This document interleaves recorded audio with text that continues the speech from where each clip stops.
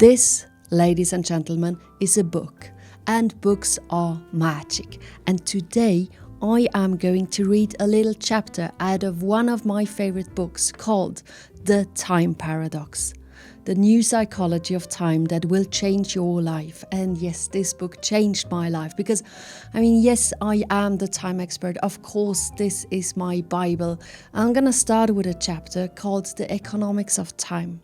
It's written by Zimbardo and John Boyd. Go and get yourself a cup of tea and lean back and just enjoy this episode with me, Jelen, the time expert.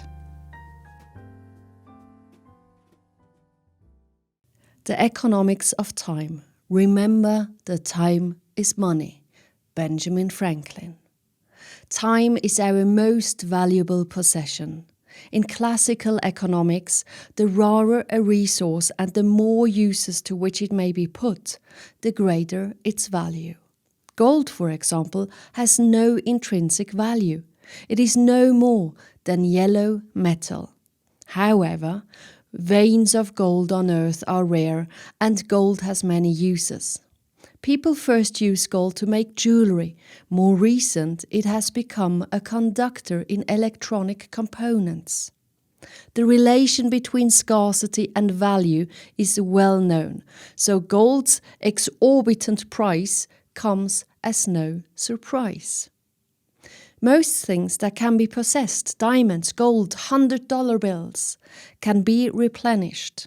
New diamond and gold deposits are discovered and new bills are printed. Such is not the case with time. Nothing that any of us does in this life will allow us to accrue a moment's more time, and nothing will allow us to regain time misspent. Once time has passed, it is gone forever. So author Benjamin Franklin was right about many things. He was wrong when he said that time is money. Our scarcest resource, time, is actually much more valuable than money. We recognize the value of time implicitly in our daily transactions. Typically, the cost of time connotes its value. For example, we are often willing to pay a high price to use other people's time. The higher the price, the more valuable the time. A $500 an hour lawyer is assumed to be better than a $200 an hour lawyer.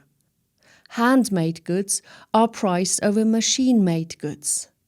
And meticulously prepared and eaten food is more valuable than fast food. In the same way, we may be willing to pay more highly for the privilege of conserving our own time.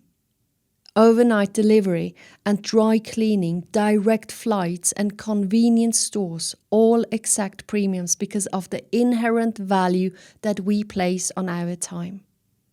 In view of the many valuations we assign time, and in view of the fact that time is our most valuable commodity, it is striking to note how little thought we give to how we spend time. If a slightly annoying acquaintance asks you to invest money in her new business, you would probably consider the potential costs and benefits of the proposed transaction. If you judged her project a bad investment, you would have no problem saying no, even at the risk of offending her. After all, who rationally throws money out the window? But suppose the same acquaintance asks you to dinner. Chances are you would not engage in a similar cost-benefit analysis. No matter how little you wanted to go, you would probably take an hour out of your packed schedule to meet for dinner, all the while perhaps feeling resentment because of the time you sacrificed on something you did not want to do. Why do we often spend our money more wisely than our time? Perhaps it's because we cannot save time. It passes whether we choose to spend it or not. Or perhaps it's because spending time can be intangible. In contrast, financial transactions involve deliberate action with material objects. For instance, you pay for your new alarm clock with a $20 bill and in return gain a material possession. But spending time seems less costly and it is less closely associated with fungible assets. You can't bottle time and exchange it for an object or an event. On the other hand, perhaps we spend time so easily because we never learned to think about time. For most of history, people didn't have much choice in how to spend their time. They used it to survive, first individually and then collectively. They didn't have much time to chill when they needed to hunt and gather, spark fires, seek water and build shelters. Only during the last few thousand years have people gained the luxury of discretionary time, and only during the last few hundred years have substantial segments of us enjoyed it or endured it.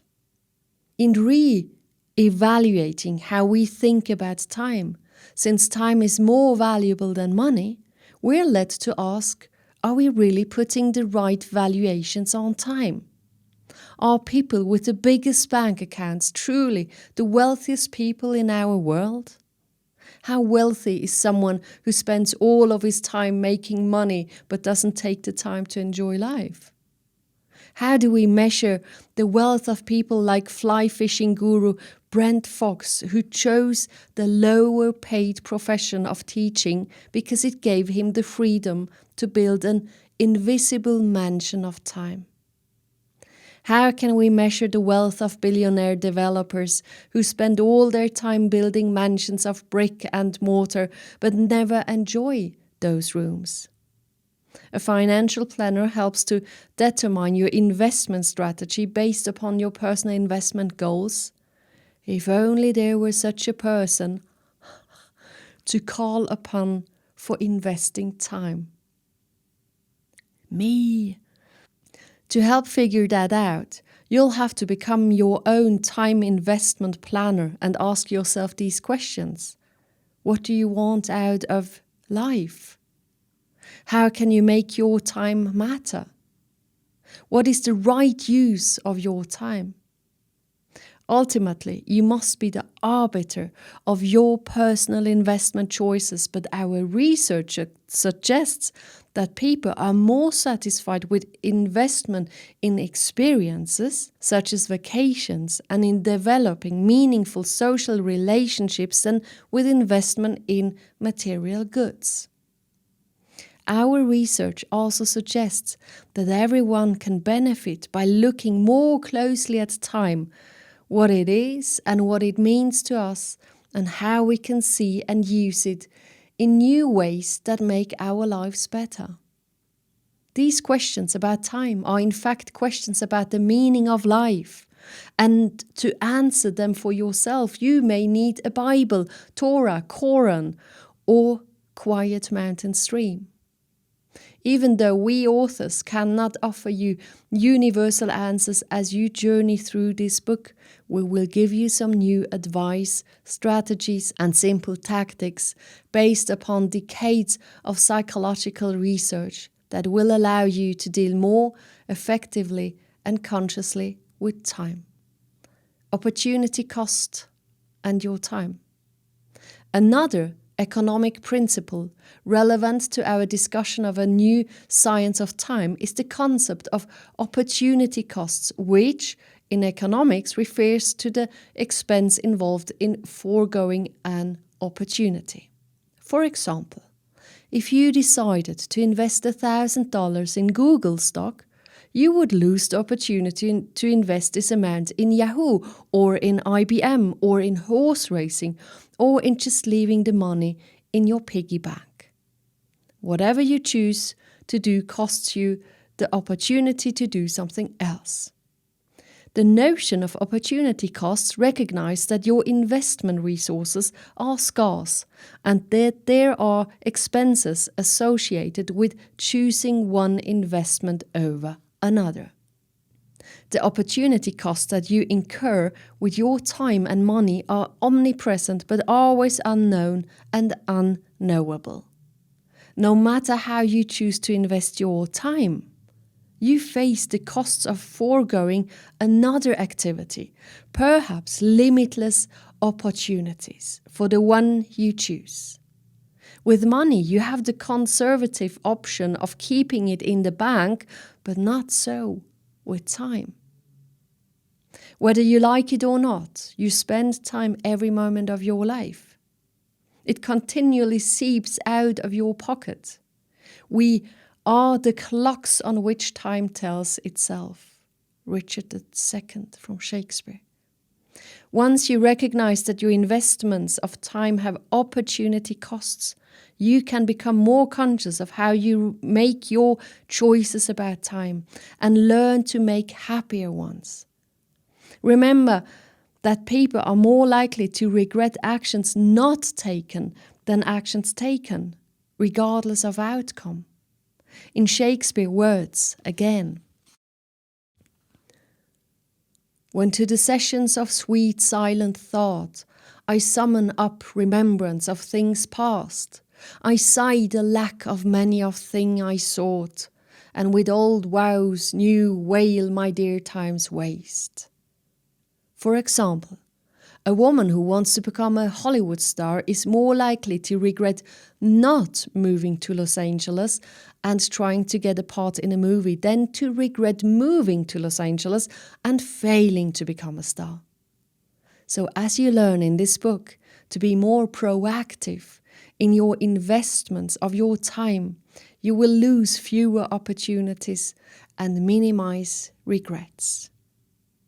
Time matters because we are finite, because time is the medium in which we live our lives, and because there are costs, lost opportunities, associated with not investing time wisely. Just a little chapter for today. Think about it. Time is limited. I don't know if you remember the story when I was 6 years old and I was at a birthday party of another 6-year-old guy, and they started talking about, he said he knows exactly on which time, minute he was born 6 years ago.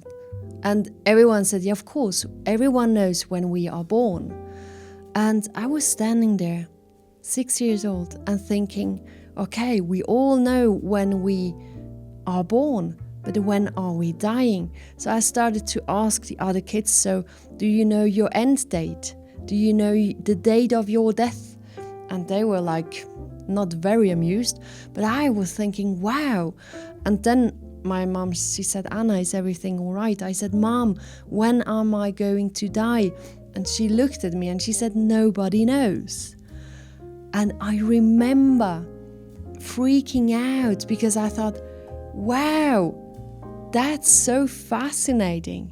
This changes everything. And she looked at me and said, why? I said, but like this, with this knowing that I don't know when I'm going to die, I'm going to live totally different. And that's what I did until today. I remember that time is limited every single day. And you know what happens? You are gonna start to live your life fully every single day. Every single day is a gift. When I wake up, I'm euphoric. I think like, woohoo, another day. And believe me, I do think a lot about what I am going to put into my day and what I'm not going to put into my day, with who I want to spend my time and with whom I don't want to spend my time. These questions, if you start to ask yourself these questions every single day, if you look at your day as a little mini life and you ask yourself, what kind of moments do I want to experience today? That's totally different. That changes everything. Because again, time is limited. And I think it's beautiful. It's a motivation. I don't need anyone who motivates me. It's just this thinking.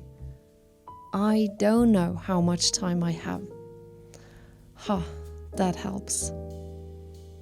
So maybe that could be something. Trying to think a little bit more often that time is limited. We don't know how much time we have. So, better to enjoy it. Take care. Bye-bye.